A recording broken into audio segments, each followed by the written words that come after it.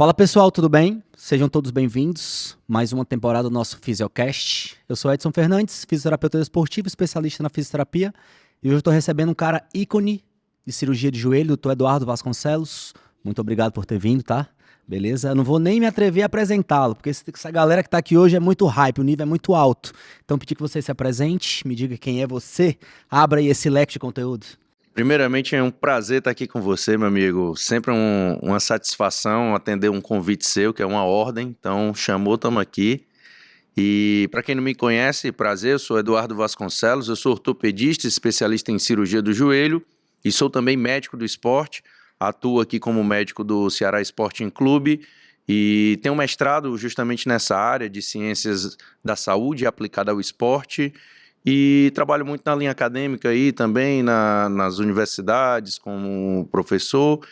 E isso aí, estamos aí para ajudar no que a gente puder em relação ao joelho, né? Essa articulação aí que é fascinante. Para mim é. Gente, hoje a gente vai trazer para vocês um conteúdo que está ficando cada vez mais incisivo dentro do consultório, dentro da clínica. Essa patologia, essa doença, né, esse desgaste era muito comum em mulheres. Porém, hoje a gente tem se deparado também com muitos homens, principalmente aqueles que praticam esporte de muito impacto, crossfit, musculação. Então a gente tem enxergado que esses pacientes têm acabado trazendo para a gente esse problema, essa patologia, e essa incidência, eu creio que nos homens ela tem aumentado. Acho que de uns 10 anos para cá, porque eu creio também que essa variável do esporte, ela mudou muito, né? Então os problemas acompanham, eles vão também variando. Então a gente vai falar um pouco para você que está em casa e sofre desse problema, ou homem ou mulher, ou jovem ou desportista, ou já de terceira idade, para que você possa se beneficiar e entender de fato o que você tem e como a gente pode te ajudar, que é a condromalácia patelar. Queria que você começasse aí discussando um pouco para a gente o que é esse problema, quem mais acomete, como é que a gente pode ajudar.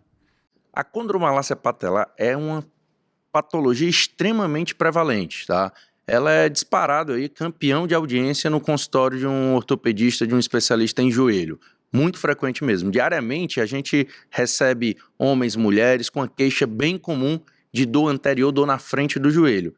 E aí o que é a condromalácia patelar? Nada mais é do que um desgaste, uma alteração, na verdade, uma alteração da cartilagem que reveste e protege o osso da patela. A patela é aquele osso que fica na frente do joelho. Muita gente conhece como rótula ou bolacha do joelho. Enfim, atrás, em contato com o fêmur, tem uma capa de proteção que é justamente a cartilagem.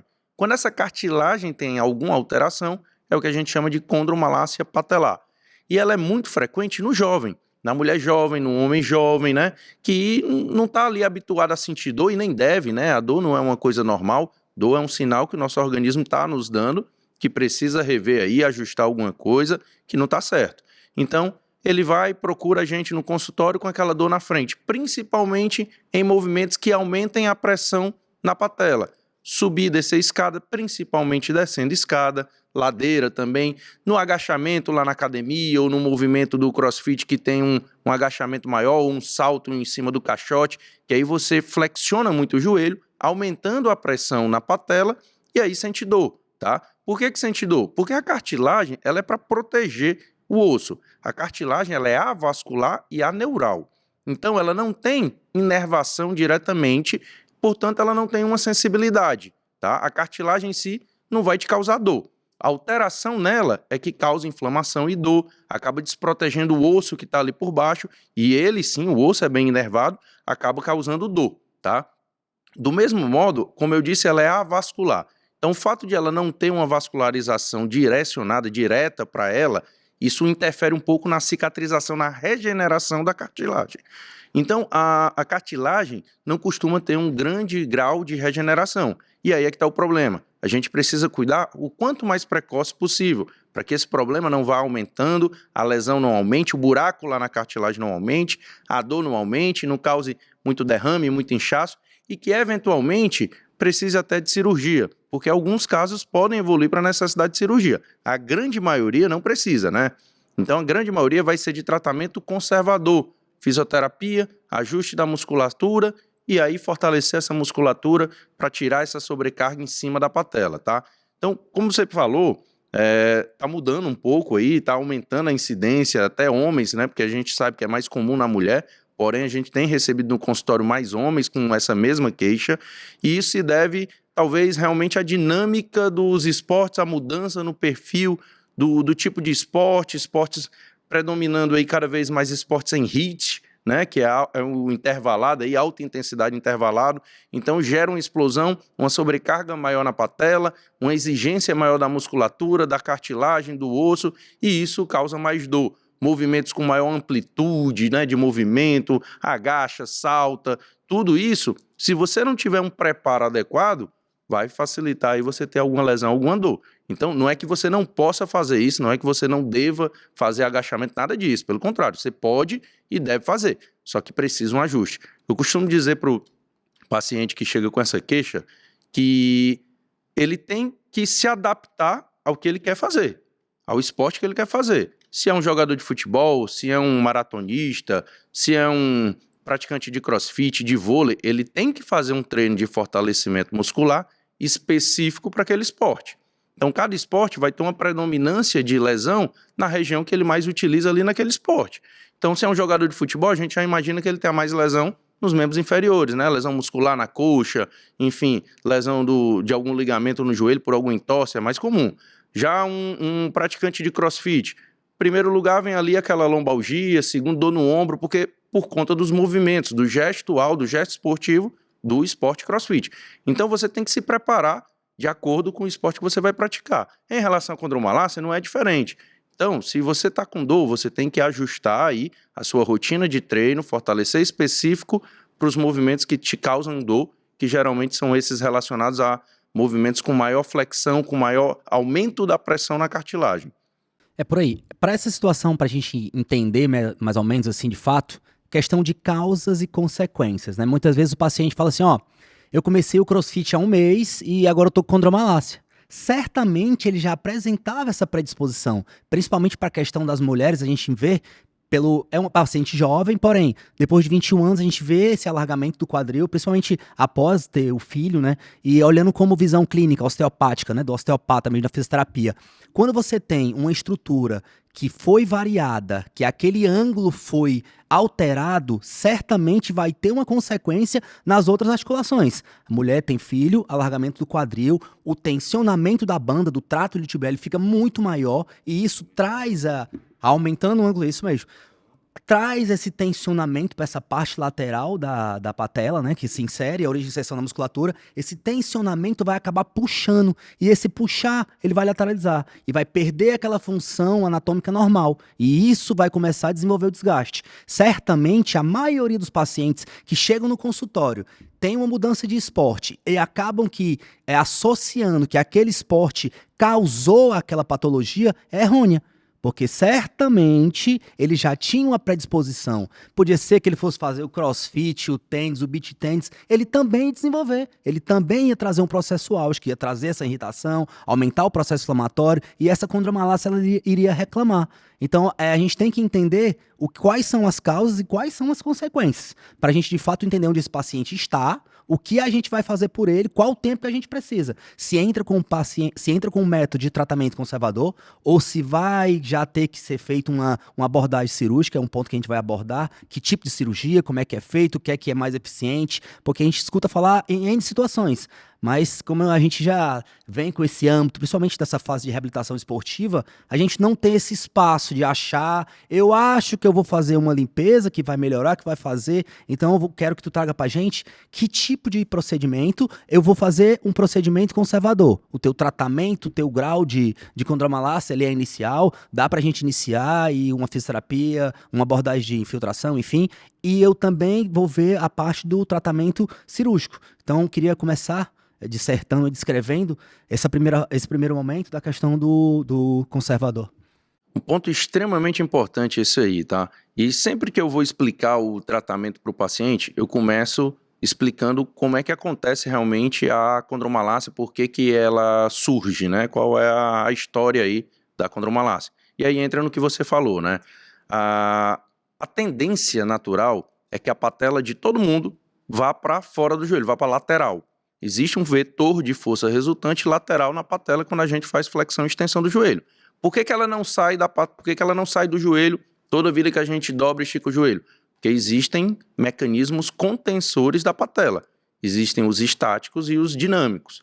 E quando tem uma alteração, um desequilíbrio nesse mecanismo de contenção na patela, realmente aumenta a instabilidade patelar, ela fica mais frouxa, assim possa-se dizer, né, dentro do joelho, gerando um desgaste maior na cartilagem. E aí é muito mais comum na mulher por questões anatômicas, justamente a questão do ângulo Q que você estava comentando, né, Edson?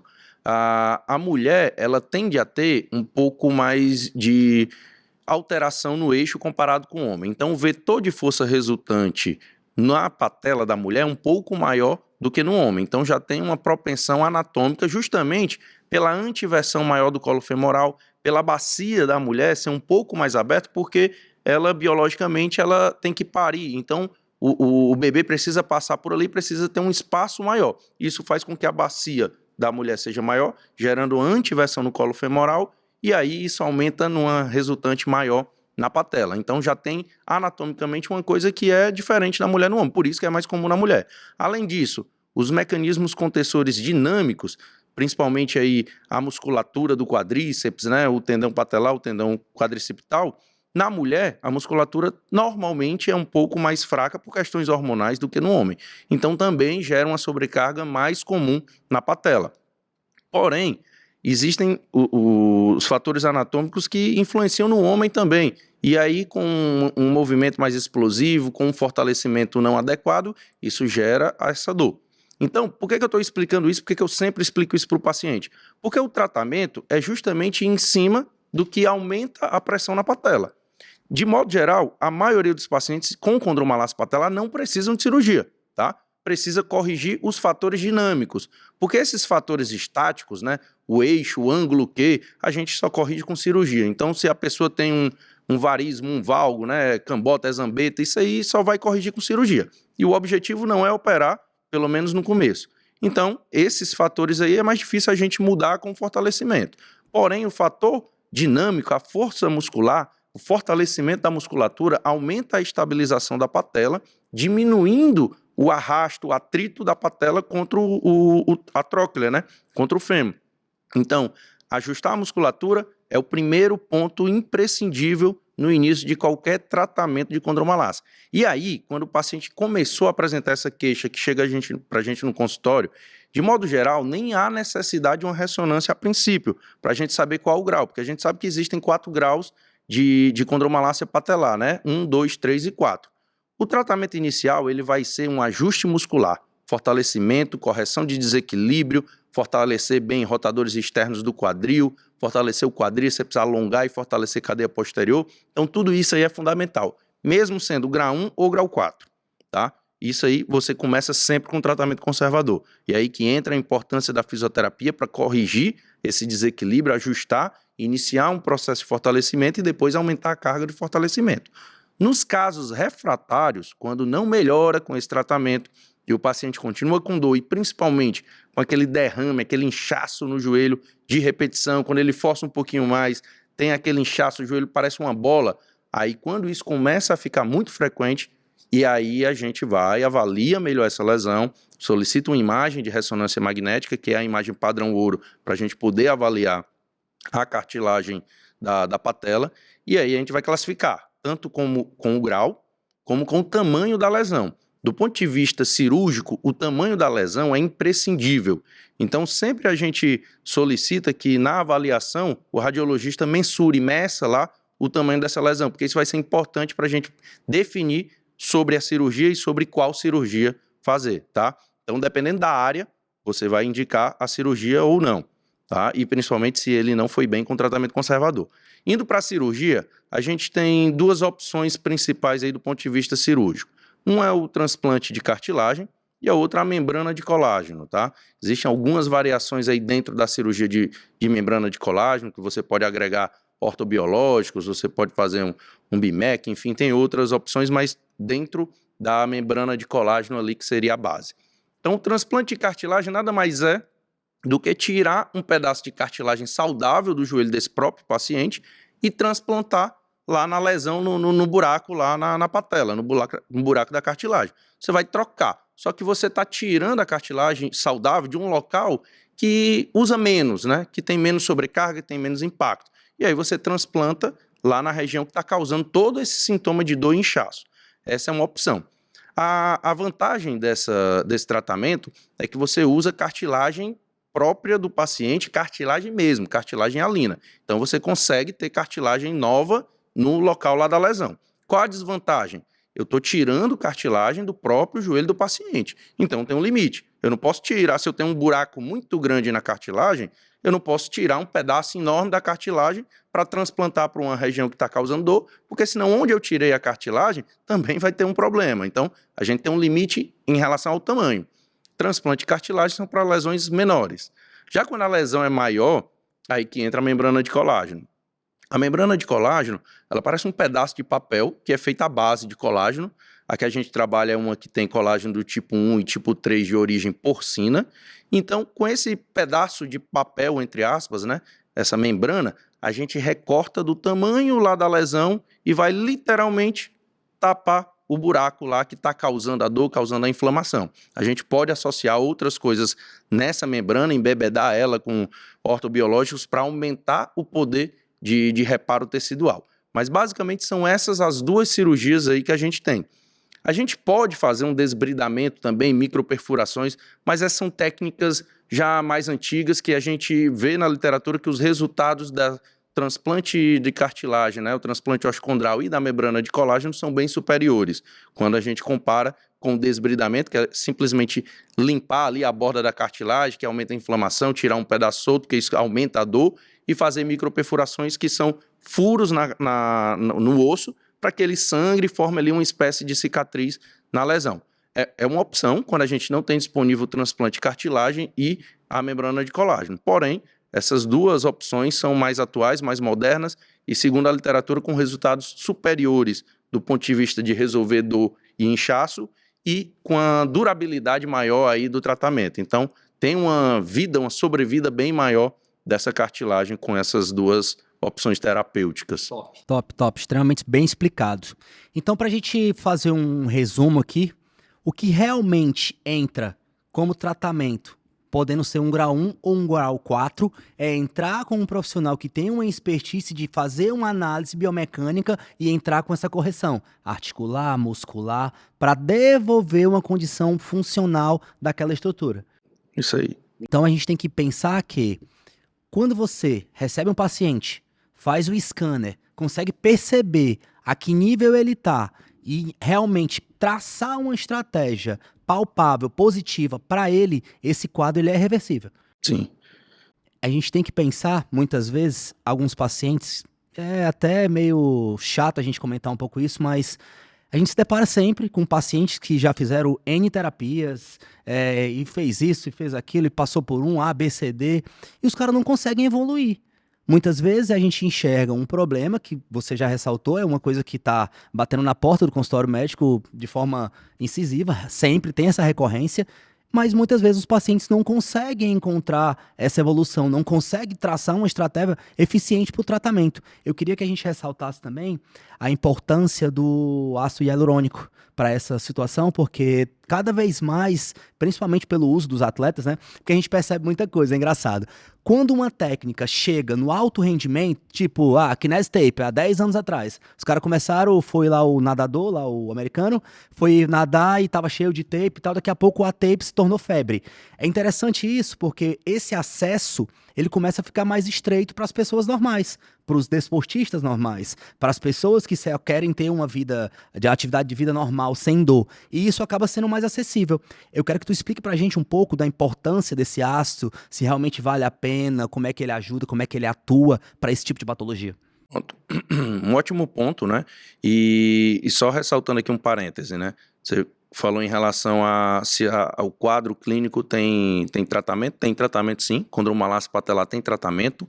Dor, ela nunca é normal. A gente precisa tratar, né? Conviver com dor não é bacana, não é correto. Investiga essa dor, qualquer que seja, porque ela é um sinal do teu corpo que tem alguma coisa alterada e que precisa de ajuste, tá? Então, na condromalácia patelar também não é diferente. Como eu disse, a cartilagem tem um baixo poder de regeneração, né?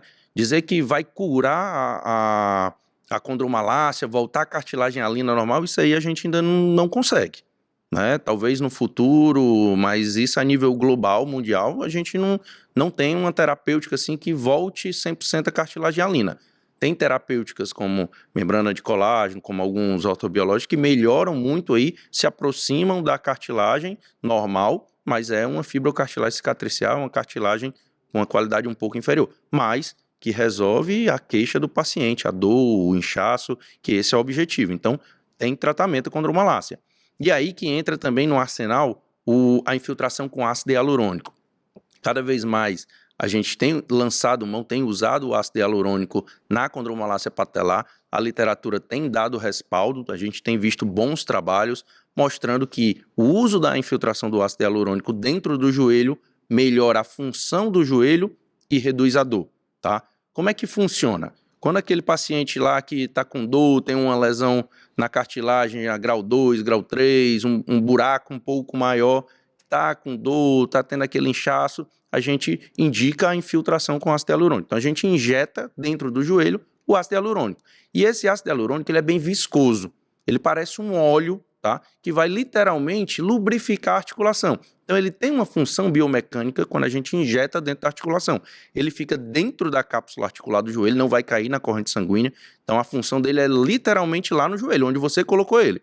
E aí, ele diminui o atrito, o arranhado de um osso contra o outro. Porque esse arranhado vai gerar mais inflamação e mais dor e aumentar o buraco lá, o desgaste. Então, ele pode ser já uma ótima alternativa aí para controlar mais a dor, só porque diminui o atrito, diminuindo a inflamação e aí diminui a dor, e também facilitando o trabalho do fisioterapeuta, do personal trainer, porque aí com a mobilidade melhor do joelho, você consegue executar o movimento que você vai precisar fazer para fortalecimento muscular de maneira mais adequada, fica mais livre o joelho. Como você disse, Edson, a gente tem visto muito, né? A gente usa muito em jogadores profissionais de futebol o ácido hialurônico recorrentemente. E uma coisa que eles falam é que quando faz, ele tem a sensação de que o joelho está mais livre, mais solto, facilita para correr, para chutar. Então, literalmente, ele vai lubrificar a sua articulação. Eu sempre comparo com o óleo do motor do carro.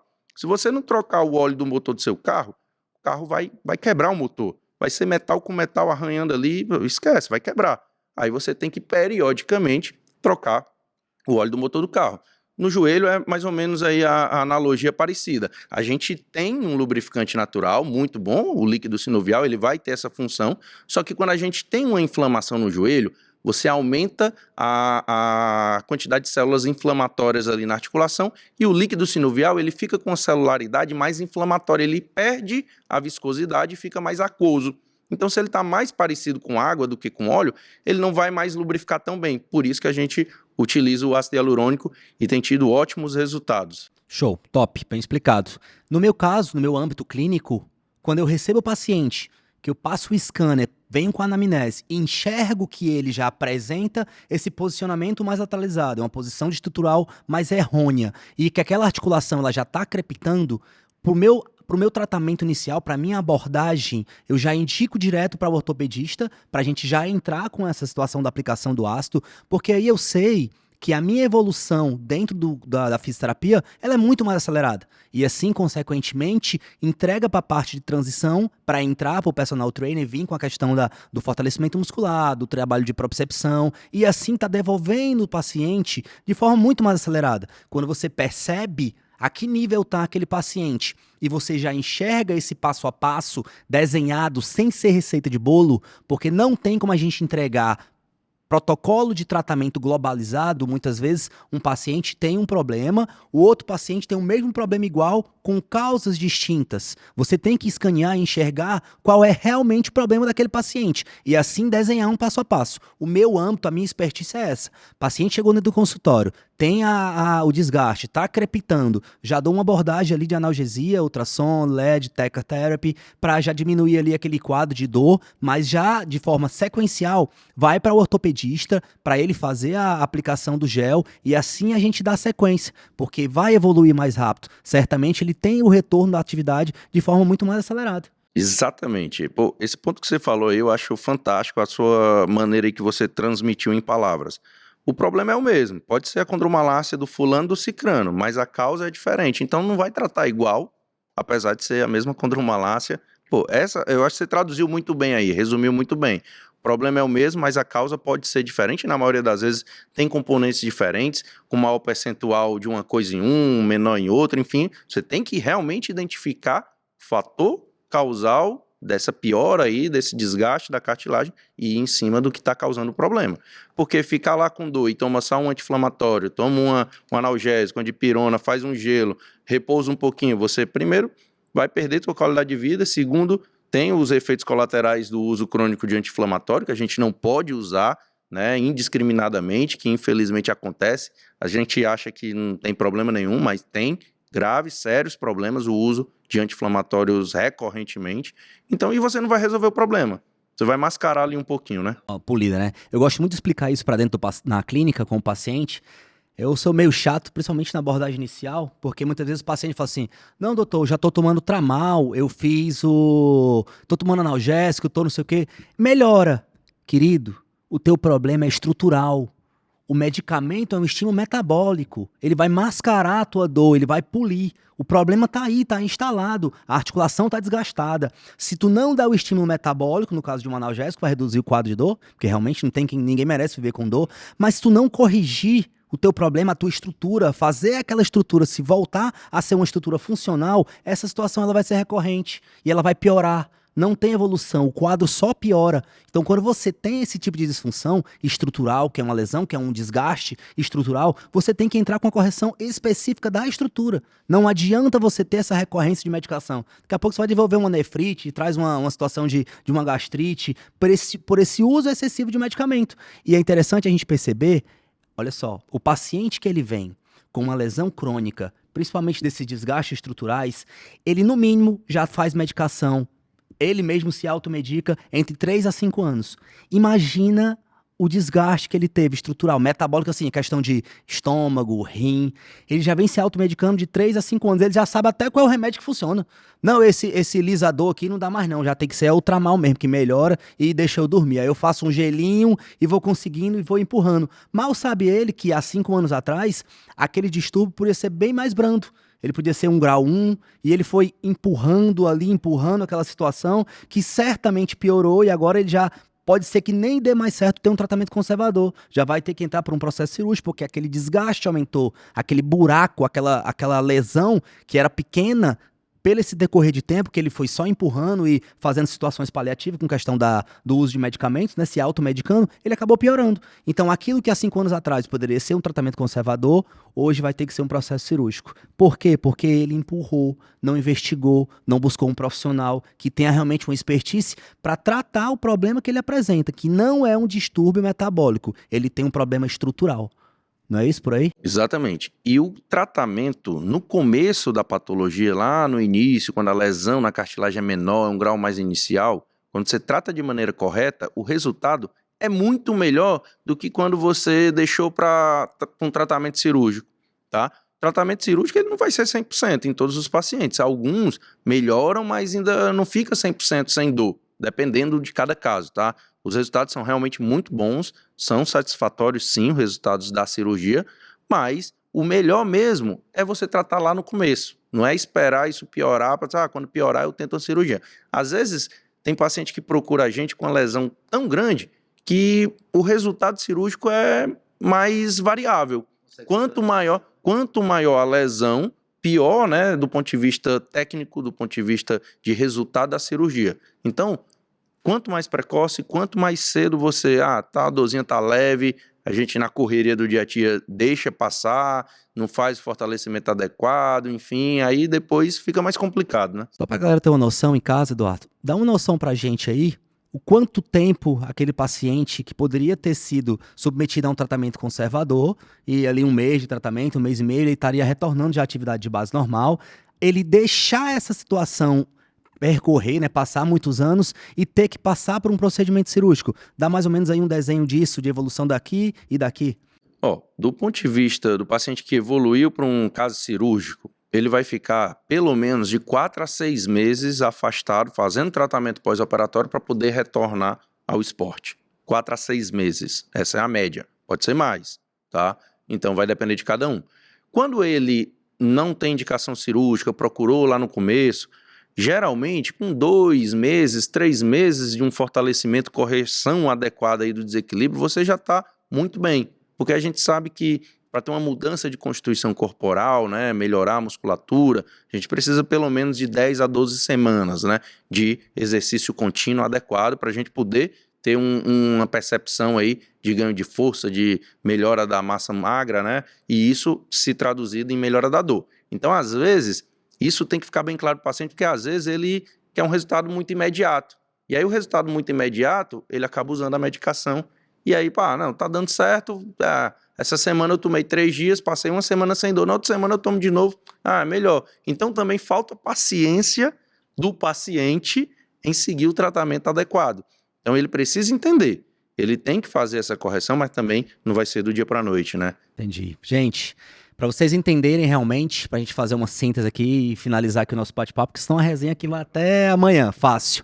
A condromalácia, ela é tratável, ela tem cura, e principalmente as abordagens iniciais são por correções de disfunção estrutural mesmo, né? Questão de biomecânica. Quando você tem uma biomecânica ruim, vai acabar causando essa situação da condromalácia, vai aumentar as tuas dores. Então entendam, o quanto mais precoce você entrar com uma abordagem de tratamento para ter essa correção estrutural e assim devolver a tua condição de vida normal, mais rápido vai ser a tua evolução. Doutor Eduardo, muito obrigado por esse bate-papo, tá? Conteúdo de alto nível, e eu tenho certeza que você em casa vai desfrutar disso. A gente está encerrando mais um episódio aqui. Fique ligado que a gente vai estar trazendo sempre mais conteúdos para que você possa estar se desfrutando. Meu irmão, prazer estar aqui com você. Quem não me conhece, quem não me segue, pode seguir lá nas minhas redes sociais, é dr.eduardo Vasconcelos, né? Então será uma satisfação tê-los conosco e estou sempre às ordens aí. Parabéns pelo canal, parabéns por toda essa estrutura aqui, que a gente consegue aí levar conteúdo de qualidade que vai ajudar as pessoas que estão nos assistindo de alguma maneira, né? Às vezes é a luz que o paciente lá, o caminho estava precisando para entender e viver bem, né? Top. Abraço, pessoal. Fiquem ligados aí no próximo episódio. Tudo de bom.